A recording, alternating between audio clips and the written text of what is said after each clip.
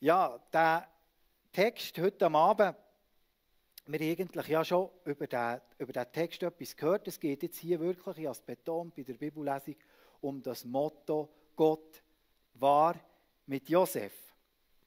Und dann habe ich gedacht, ja, was soll ich jetzt da noch so ein bisschen? Und dann habe ich manchmal ein bisschen etwas umstöbern. Und nachher ist am Freitag auf dem SRF, ist mir entgegengekommen, top aktuell, der Glücksindex. Weltweiter Glücksindex. Vielleicht habt ihr das auch mitbekommen. Welches das glücklichste Land ist auf der Welt? Wisst ihr das? Es ist nicht die Schweiz. Finnland, genau. Wahrscheinlich, der Fritz kann da ein bisschen nachfühlen, wahrscheinlich dürfen die hier fischen und Rentiere jagen und Bären jagen. Darum geht es denen wahrscheinlich so gut. Genau. Ich weiß es nicht, was da die Indikatoren sind. Also Finnland ist zum 5. Mal in Folge zum Land mit der glücklichsten Bevölkerung erklärt worden. Nach den glücklichen Finnen und Finninnen folgen Dänemark, Island und erst an 4. Stelle wäre dort die Schweiz. Und dann kommt noch Holland, Luxemburg, Schweden, Norwegen, Israel und Neuseeland. Genau. Gott war mit Josef. Ja, hat jetzt das etwas mit Glück, hat jetzt etwas mit gelingendem Leben zu tun? Ja, irgendwie schon. Und gleich, ja, wenn wir das Leben von Josef anschauen, also kann man nicht einmal sagen, es ist nur happy die ganze Zeit und Glück und Friede, Freude. Es muss da noch mehr dahinter sein. Und dann habe ich mir die Frage gestellt, ja, was ist denn ein gelingendes Leben? Ein gelingendes Leben. Was beinhaltet das? Darum mal für euch überlegen, was würdest du sagen, was ein gelingendes Leben ist? Aber wir haben es im Interview schon gehört, Hans-Peter hat Verschiedenes angetönt. Und da machen sich manchmal auch Professoren und Doktoren machen sich da Gedanken. Die Universität St. Gallen hat eine Studie veröffentlicht zum Thema gelingendes Leben. Es wird der gesehen, dass gelingendes Leben und Glück zusammenhängen. Es hängt irgendwie zusammen, aber man darf es nicht verwechseln. Ein gelingendes Leben ist nicht immer Glück. Da habe ich schon mal einen spannenden Ansatz gefunden. Und als einleitend in die Studie präsentieren sie dann so 3 Modelle präsentieren, was gelingendes Leben könnte sein. Und zuerst einmal kommt da ein Zitat von Aristoteles, das war irgendein so ein griechischer Philosoph. Er ist auch schon länger gestorben. Und der Aristoteles hat gesagt, glücklich ist, wer im Sinne vollendender Trefflichkeit tätig und dazu hinreichend mit äußeren Gütern ausgestattet ist. Und zwar nicht in einer zufälligen Zeitspanne, sondern solange, dass das Leben seinen Vollsinn erreicht. Also es hat irgendetwas mit etwas machen zu tun und es hat irgendwie etwas mit Besitz zu tun und es hat irgendetwas mit einem langen Leben zu tun. Gut, nachher gibt es ein sogenanntes PERMA-Modell. Das sieht, ein gelingendes Leben beinhaltet zuerst einmal ein positives Gefühl, nachher irgendein Engagement für etwas, ein Sinn und jetzt ganz spannend, eine Zielerreichung. Eine Zielerreichung und positive Beziehungen, das haben wir auch schon gehört heute Abend. Nachher gibt es noch ein drittes Modell, das ist FIT, das FIT-Prinzip. Das sieht körperliche Integrität. Was ist jetzt das? Körperliche Integrität. Integrität meint Wohlbefinden und körperliche Bedürfniserfüllung. Also, dass meine Bedürfnisse erfüllt werden vom Körper her, dass es mir gut geht, etc. Geborgenheit, soziale Anerkennung, Selbstentfaltung, Leistung und existenzielle Sicherheit. Also hier kommt wieder das irgendwie mit dem genug Besitz haben rein. Wir schauen zurück auf das Leben von Josef. Ja, es heisst in diesem Text, in diesen 6 Versen, 39. Kapitel, mehrmals, Gott war mit Josef, Gott hat ihm es gelingen, Gott war bei ihm oder eben korrekter mit ihm und darum ist er auch ans Ziel gekommen. Und darum habe ich da als erstes, also der Pfeil ist völlig zufälligerweise, das hat nichts mit der Predigt zu tun. Wichtig ist, dass wir hier das Ziel, also das Ziel erreichen. Das Ziel erreichen. Und wenn wir beim Josef sehen, er sieht das am Ende des Lebens auch, ja, dir hat es böse gedacht mit mir, aber Gott hat es gut gedacht und es ist gut gekommen zuletzt. Also das Ziel ist erreicht worden am Schluss. Und das ist so für mich das Ende. Und das andere, das ist mir so ein Spruch aus dem Militär in den Sinn gekommen, dort hat es geheißen, Ziel, und dann hat es geheißen, Weg ins Ziel, als zweiter Punkt, Weg ins Ziel. Und ich glaube, das ist etwas, ich sage dir das dann auch nochmal, das ist etwas, was wir manchmal ein bisschen vernachlässigen. Wir denken, ja, wichtig ist das Ziel. Wichtig ist, dass du am Schluss ans Ziel kommst. Ob du jetzt über Frutigen oder über Zahnamoos auf Bern fährst, das spielt nicht so eine Rolle. Aber ich glaube, das Leben von Josef zeigt uns ganz klar, es spielt eben nicht keine Rolle, sondern es ist auch wichtig, wie dass wir dorthin kommen. Und das ist im hebräischen Gedenken noch viel wichtiger, als in unserem westlichen griechischen Denken. Wie komme ich dorthin? Und da habe ich eigentlich etwas aufstellen, symbolisch. Und ich wollte das am Morgen auch schon aufstellen, zu Frutigen. Und dann habe ich mir einen Wasserkanister mitgenommen. Und dann habe ich der Jael gesagt, geh den heute Abend füllen in die Küche. Aber dann hat sie ihn nicht hochtragen. Und nachher Bruder Noah, wie er ist, eine Lösung gesucht. Es hat dort einen Lift. Dann haben sie den Kanister in den Lift getan. Und wir haben gehört, dass der Lift tätig wird. Und er hat es auf das Mal geknutscht und gepollt. Und nachher hat man gehört, Ströme des Segens. Sie flossen durch den Liftschacht hinunter. Also darum habe ich jetzt heute Abend nur so ein kleines Krügel mitgenommen, nicht den grossen Wasserkanister. Aber es hat doch mir auch schon wieder etwas gesehen. Aber wir haben manchmal Vorstellungen, wie der Segen aussehen soll. Wir haben manchmal Vorstellungen, wie der Segen aussehen in unserem Leben. Und Gott muss da manchmal etwas auch ein bisschen zerstören, dass der wirklich auch sein Segen durchbrechen kann. Und ich hoffe, dass heute am Abend auch. Also eigentlich nur 2 Sachen. Das Ziel und der Weg ins Ziel, der Segensweg, die Segensspur auf dem Weg ins Ziel. Wenn wir uns zum Ziel Gedanken machen vom Josef, jetzt tue ich den Pfeil da reinstecken, das tut er mich die ganze Zeit beschäftigen. Ich umherföseln mit dem. Wenn wir uns über das Ziel von Josef unterhalten, dann erinnern wir uns daran, dass da am Anfang ein Traum war, oder? Da war ein Traum und in diesem Traum hat der Josef das Bild gehabt, dass seine ganze Familie, seine Brüder, seine Eltern, und das, was sie ausmacht, also die Leistung von ihrer Arbeit, das ist ja die Garben, die sich da verneigen, dass sich die vor dem Josef verneigen. Das ist wie die Vision, die am Anfang steht.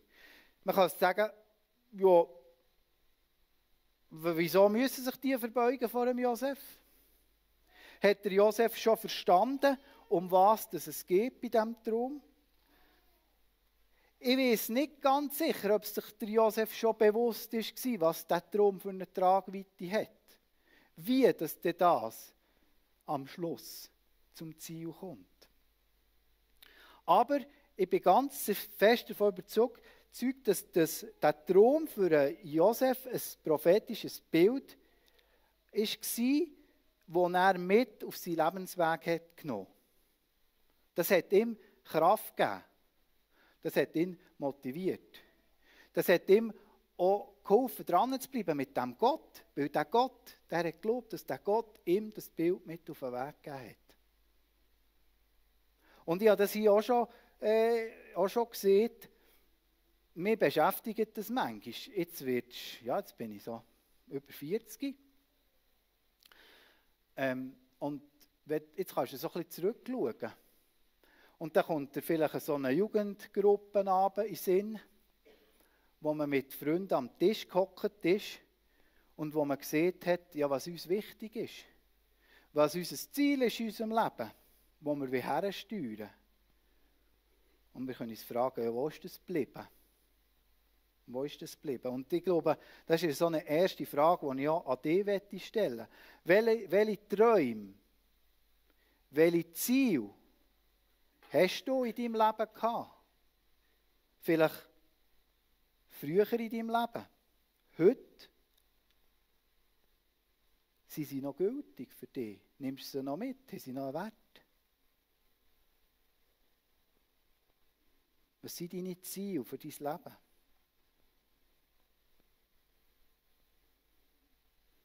Es gibt in unserem Sein, in unserem Unterwegssein eine grosse Tragik. Und das ist eigentlich das Motto vom Versagen, von den unerfüllten Zielen, von den geplatzten Träumen. Das hat Gott über einen Menschen ausgesprochen, den er aus dem Paradies herausgewiesen hat.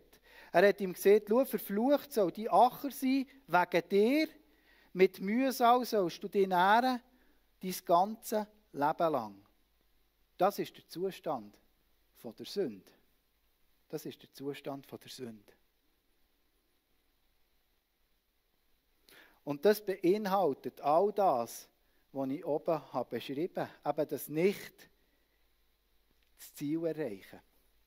Und jetzt habe ich hier, jetzt nehmen wir ihn gleich wieder dran, jetzt habe ich hier die Zielscheibe extra flexibel aufgehängt. Wir sind in unserem Leben unterwegs, wir haben unser Ziel.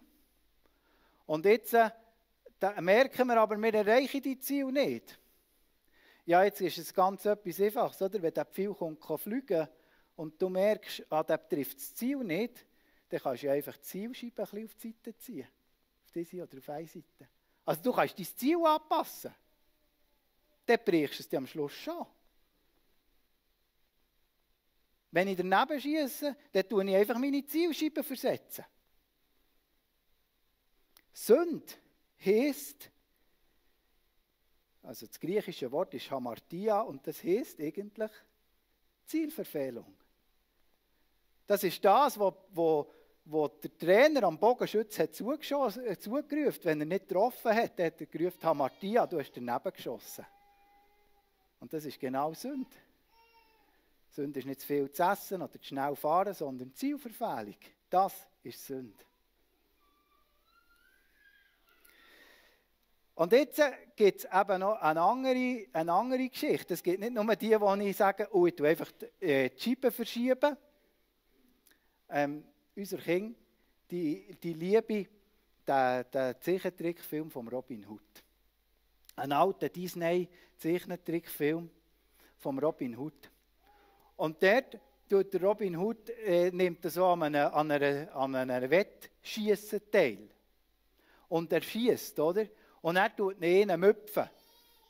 Also es ist unmöglich, dass er das Ziel treffen wird. Aber währenddem, dass der Pfeil fliegt, kommt jemand, es ist ein Vogel, irgendetwas, glaube ich, wo er schaut, dass der Pfeil am Schluss gleich im Ziel innen ist. Und dann habe ich gedacht, das ist eigentlich wunderbar. Ja, wir schiessen daneben. Wir schiessen daneben. Unser Leben ist so konzipiert, dass wir nicht treffen können. Wir werden nicht treffen. Aber jetzt, eben entweder tue ich das Ziel justieren, sage einfach, ja, dort, wo er dich halt hertrifft, das war halt das Ziel gewesen. Oder ich sage, nein, ich brauche jemanden, der mir hilft, das Ziel zu treffen. Und das ist ganz spannend. Die Woche hat jemand gesehen, im Fernsehen, es nennen schon Wunder, was eigentlich das Ziel von diesen Freikirchen im Adelboden sei. Wäre schön, wenn er heute Abend da wäre. Das wäre eigentlich das Ziel, dass alle Menschen treffen, dass sie ein Leben mit Jesus anfangen, weil er hilft uns, unser Ziel zu treffen. Das ist das Ziel und das ist auch das Ziel von unserer Gemeinde, den Menschen helfen, dass sie das Ziel treffen. Also gut, können wir hier Schluss machen. Das ist ja super, das Ziel ist getroffen. Aber ich glaube eben, es hat noch mehr dran. Es geht noch weiter. Es ist eben die Frage, wie kommen wir ins Ziel? Und ich glaube, unser Leben, das soll ein Leben sein, das von einer Segensspur begleitet wird. Eine Segensspur, wo wir sagen dürfen, empfangen, aber auch, wo wir sagen dürfen, weitergeben. Es geht eben nicht einfach nur darum, dass ich das Ziel erreiche, sondern es geht auch darum, dass ich in meiner Berufung stehen darf. Und da geht es nicht nur um die Berufung vom Heilsarmee-Offizier, sondern es geht um die Berufung von jedem von euch. Jedes von euch hat eine Berufung, die Gott ins Reich gestellt hat. Wir sind nicht einfach nur geschaffen, für zu warten, bis wir sterben.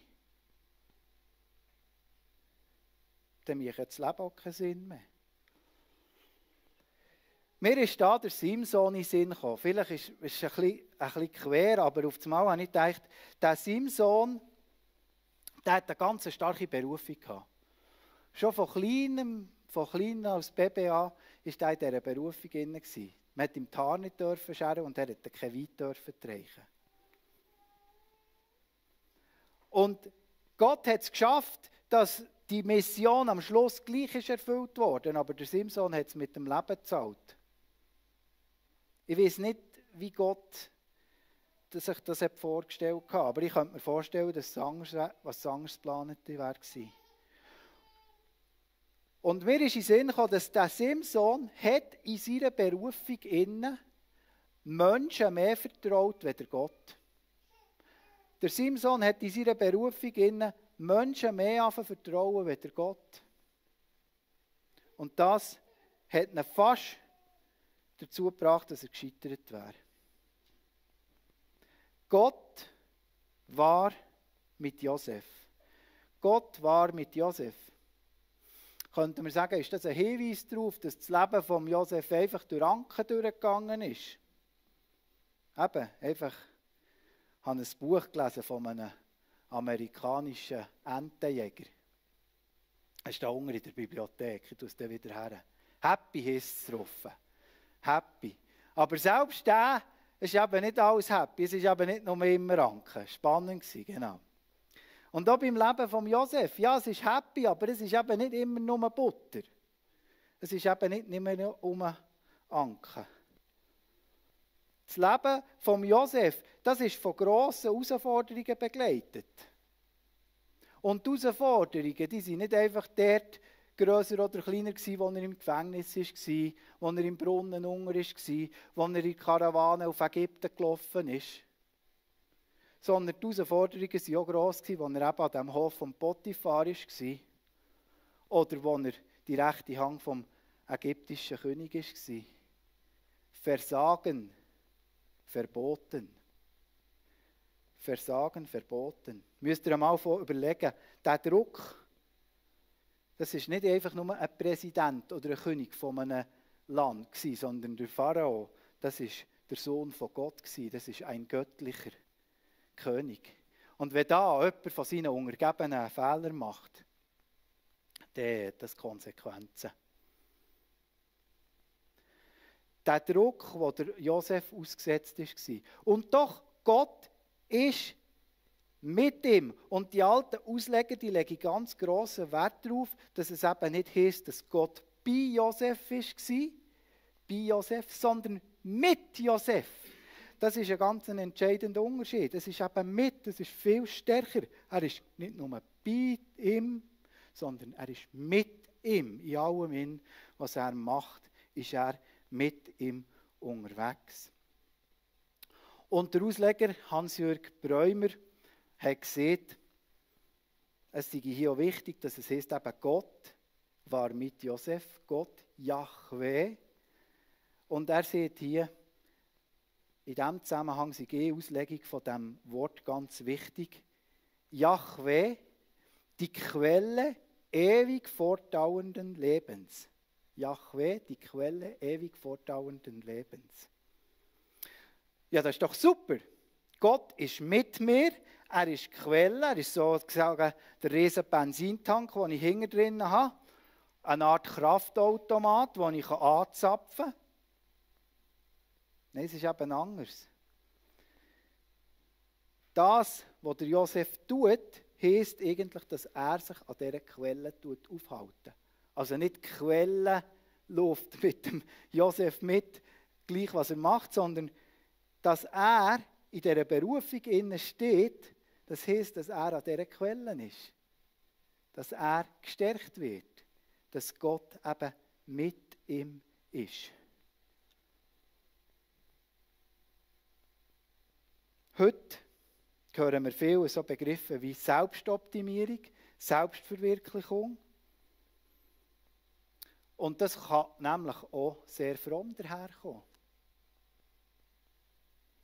Nein, mit dem habe ich nichts zu tun. Aber weisst, ich leide dann schon.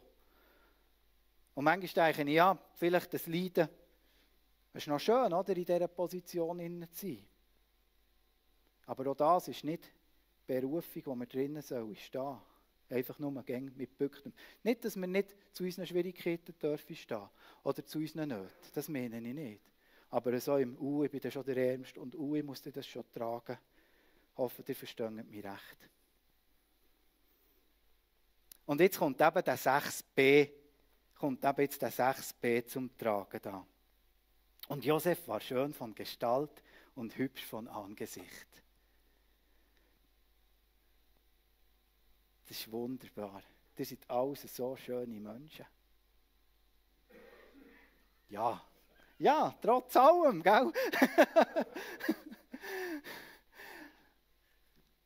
Ich habe das auch schon gesehen. Das ist wirklich etwas, Elias, kann man das vielleicht bestätigen? Wenn du im Militär bist und alle genau das Gleiche anhaben, hast du das Spiel ja schon mal gemacht mit dir selber. Welcher ist echt fromm? Hast du schon mal gespielt? Also nicht spielen, einfach mal überlegen. Welcher von diesen 100 Nasen, die da vor mir stehen, ist echt fromm? Mach's mal. Schau mal, wer schön ist. Also ich habe das immer wieder ganz spannend gefunden. Also das hat, ja, versteht mich recht, aber man merkt etwas von dem. Und ich glaube, das ist das, was hier auch gemeint wird. Es braucht keine Schönheitsoperation und es braucht keinen Fitnesstrainer für Josef, dass er eben schön ist, sondern es kommt eben aus seinem Sein raus, aus seiner Berufung raus. Und ich glaube, wenn wir nicht mehr schön sein können, dann müssen wir vielleicht auch an dem arbeiten. Dann wieder in die Berufung suchen. Nicht probieren, darüber zu spachteln. Für Mann ist das nicht so ein Problem, aber dass wir wieder zu dieser Berufung gehen, wieder zu dieser Berufung, nach dieser Berufung suchen. Die Frau von Potiphar hat das nämlich gesehen, dass der schön ist. Und sie hat nach dem ein Bedürfnis gehabt. Oder hat nach dem wie soll ich das sagen? Sie hat gelächzt nach dem. Sie hat das für sich wollen. Und hat es so in Anspruch nehmen. Aber eben, der Josef, der hat begriffen, Sagen ist nicht Sagen für mich, göttliche Sagen ist nicht für mich, sondern es ist auch für andere. Sagen ist nicht selbst der Zweck. Es geht nicht darum, dass ich einfach mein Leben optimiere, dass ich mein Leben genieße, sondern eben die Schönheit, die darf zum Nutzen sein von anderen. Es ist hier, sogar der Potiphar hat profitiert von dem. Und ich komme wieder zu dem Traum vom Anfang. Von dem Traum, der wie das Ziel von Josef war. Ich habe gesehen, ich bin nicht sicher, ob sich der Josef über die Tragweite von diesem Traum schon bewusst war. Aber was ich ganz gewusst bin, dass der Josef wirklich mit lauterem Herzen vor seiner Familie herstehen und sagen, hört, ich habe etwas geträumt. Ich habe etwas geträumt. Und die Familie hat gesagt, du bist so ein eingebildeter Pinsel. Du bist so ein Arroganter. Und der Josef konnte sagen, nein, ich habe doch das geträumt. Gott hat mir das aufs Herz gegeben. Es ist ihm nicht darum gegangen, dass die Familie sich demütigen vor ihm, sondern dass er mit seinem Leben Gottes Plan erfüllen kann, dass Gott gehuldigt werden soll, dass Gott angebetet werden soll durch seinen Plan. Und da möchte ich nochmal betonen, unser Leben hat eine gewisse Zeit, eine gewisse Dauer und wir haben eine Berufung in diesem Leben. Es geht nicht nur um einen Schluss, sondern es geht hier um das Hier und Jetzt, dass wir auch den Weg dürfen wichtig nehmen. Und ich habe die Zielscheibe schon heute Morgen aufgehängt und ihr seht, es hat da ein paar Namen drauf, das ist nicht in dem Sinn wesentlich. Aber ich werde auch hier heute Abend die Möglichkeit geben für die Entscheidung und es geht jetzt gar nicht darum, was da für Namen drauf sind. Es geht auch nicht darum, wer neben dir hockt und was echt die denken. Aber ich denke, heute Abend ist eine ganz neue Möglichkeit, sich wieder neu auf das Lebensziel zu fokussieren. Dass du vielleicht für dich heute Abend sagst, nein, ich will jetzt nicht ständig die Zielscheibe hin und her schieben, sondern ich will wirklich mein Leben Jesus anvertrauen, dass er mein Leben führt, dass ich das Ziel erreichen darf. Oder dass du dich ganz neu auch weihen und sagen, ja, ich will auch meine Berufung für mein Leben annehmen. Du kannst schon dafür kommen, ich habe extra den Krug mit dem Wasser da vorne. Es ist bestes Adelbodner Quellwasser. Wenn du dich erquicken willst, auch neu, und sagen, mal, ich brauche neu die Kraft, dann darfst du da auch ein Glas Wasser nehmen. Es hat da vorne die Zettel und es hat da so Güffeli. Und ich habe das noch so schön gefunden mit diesen Güffeli. So einen kleinen, ist wie ein kleiner Pfeil. Und du kannst deinen Namen da hier dran nägeln, genau, dran pfeilen. Das ist ganz frei, was Gott euch aufs Herz legt, das zu machen. Wir werden eine Zeit haben jetzt, wo wir sicher noch eins oder je nachdem mehrere Lieder singen. Seid ganz frei, was Gott euch aufs Herz legt.